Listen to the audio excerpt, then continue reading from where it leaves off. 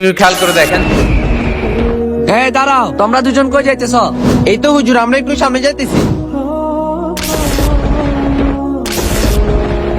এখানে একটা টুপি আছে যেটা দিয়ে তোমরা সারা জীবন নামাজ পড়তে পারবে, আর এখানে একটা টাকার ব্যাগ আছে যেটা দিয়ে তোমরা সারা জীবন চলতে পারবে। তুমি কোনটা নিবে?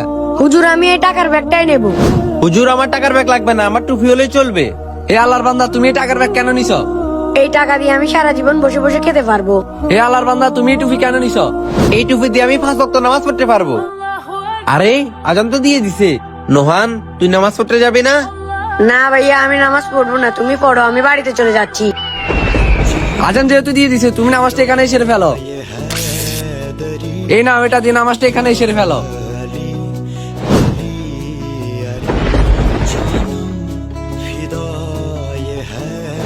যাক, এই টাকা দিয়ে আমি সারা জীবন বসে বসে খেতে পারবো। হ্যাঁ,